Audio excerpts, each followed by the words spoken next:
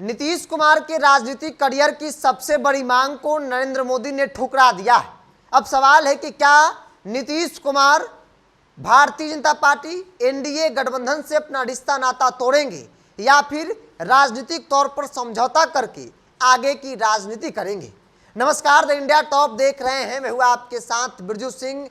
बिहार को विशेष राज्य का दर्जा मिले, इसको लेकर नीतीश कुमार एक लंबे वक्त से केंद्र सरकार से मांग करते रहे हैं।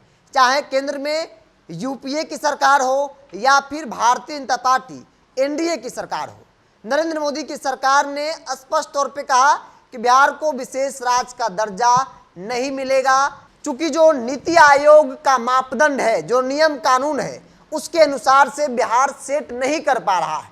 इसीलिए बिहार को विशेष राज्य का दर्जा नहीं दिया जाएगा। मतलब जो मांग थी नीतीश कुमार की, उसे नरेंद्र मोदी ने सीधे तौर पर ठुकरा दिया है। अब जरा सा भी समझ लेते हैं कि नरेंद्र मोदी ने ठुकरा दिया है, अब नीतीश कुमार क्या कर सकते हैं।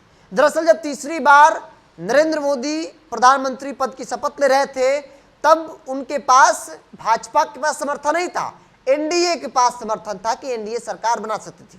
जैसा कि साल 2019 में हुआ था कि भारतीय जनता पार्टी के पास स्पष्ट बहुमत था, बिना किसी सहयोगी दलों से पूछताछ, बिना किसी सहयोगी दलों के समर्थन से अकेले सरकार बनाने की ताकत में भाजपा थी और भाजपा ने बनाई भी।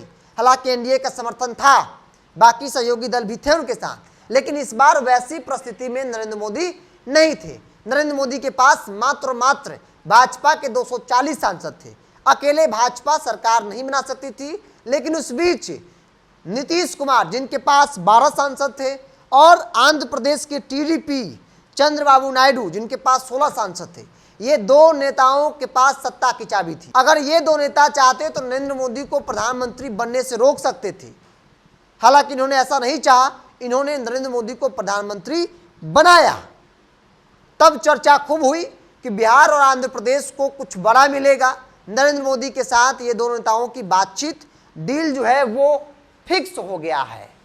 बिहार के संदर्भ में कहा जा रहा था कि विशेष राज्य का दर्जा मिलेगा, और यही बातें आंध्र प्रदेश के संदर्भ में कही जा रही थी, क्योंकि आंध्र प्रदेश का भी मांग रहा है, आज की तारीख में भी है कि आंध्र प्रदेश को भी विशेष राज्य का दर्जा मिले। देखिए, मौजूदा एनडीए के पास इस वक्त 293 सांसदों की संख्या है, जिसके आधार पर नरेंद्र मोदी सरकार चला रहे हैं। सरकार बनाने के लिए कितना चाहिए? 272 प्लस, यानी कि 273 सांसदों का समर्थन चाहिए। समर्थन से अधिक सांसद है, लेकिन अगर ऐसी परिस्थिति में जो इस वक्त बनी है, क्योंकि बिहार की मांग को, आंध्र प्रदेश की मांग को नरेंद्र मोदी की सरकार ने सीधे तौर पर ठुकरा दिया और कहा कि किसी भी राज्य को, किसी भी नए राज्य को विशेष राज्य का दर्जा नहीं दिया जा सकता है। ऐसे में 16 और 12 टीडीपी और जेडीयू को अगर एक कर लेंगे तो ये 28 सांसदों की संख्या हो जाती है। अगर 293 में से 28 सांसदों का आप माइनस कर दीजिए तो 265 हो जाता है। मतलब नीतीश कुमार और चंद्रबाबू नायडू चाह दे कि हम आपको तभी समर्थन करेंगे जब आप हमारे स्टेट को विशेष राज्य का दर्जा देंगे, तब हम आपको समर्थन करेंगे। अगर आप नहीं देंगे तो फिर हम समर्थन वापस ले लेंगे।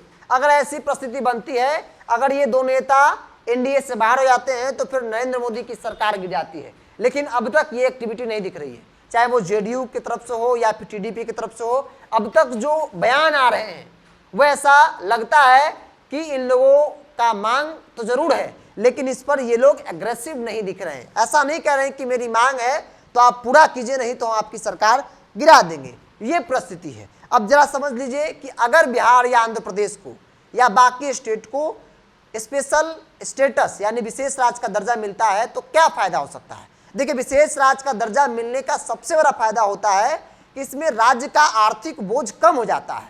केंद्रीय योजनाओं के लिए सरकार राज्य को 90% फंड देती है और राज्य को सिर्फ और सिर्फ 10% अपने खजाने से पैसे जो है योजनाओं पर खर्च करनी पड़ती है।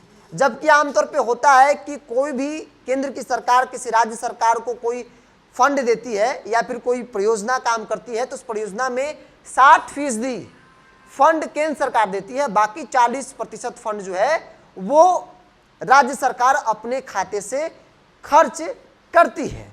दूसरी ओर बिहार का तर्क है कि आखिर क्यों बिहार को विशेष राज्य का दर्जा मिलना चाहिए। बिहार सरकार का तर्क है कि बिहार देश के पिछड़े और गरीब राज्यों में से एक है।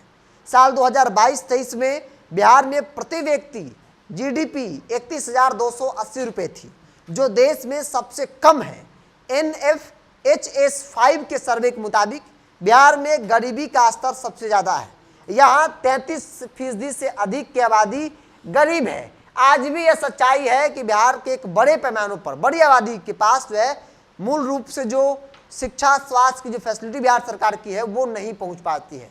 ऐसे में अगर केंद्र की सरकार बिहार सरकार को स्पेशल स्टेटस का दर्जा दे देती है तो फिर बिहार जो है बड़े पैमानों पर विकास करेगा। यहाँ फैक्ट्रियाँ लगेंगी, यहाँ रोजगार होंगे, यहाँ लोगों को बेसिक बुनियादी फैसिलिटी आसानी से उपलब्ध हो पाएगा। चूंकि बिहार सरकार के पास पर्याप्त मात्रा में पैसे आएंगे, उस पैसे का बिहार सरकार खर्च करेगी। हमने शुरुआत किया था कि क्या नीतीश कुमार समर्थन वापस लेंगे, क्या टीडीपी चंद्रबाबू नायडू समर्थन वापस लेंगे, और यह सवाल बड़ा सवाल है। विपक्ष कह रही है कि अगर स्पेशल स्टेटस नहीं मिलता है तो फिर ऐसी सरकार का क्या, ऐसा समर्थन का क्या, आप समर्थन वापस ले लीजिए। बहरहाल अगर आप बिहारी हैं तो स्पेशल स्टेटस को लेकर क्या सोचते हैं, आप अपनी राय को कमेंट्स बॉक्स में रखिए। अगर आप मेरे चैनल को यूट्यूब पर देख रहे हैं तो सब्सक्राइब कर लीजिए, फेसबुक पर देख रहे हैं तो पेज को लाइक और फॉलो कर लीजिए।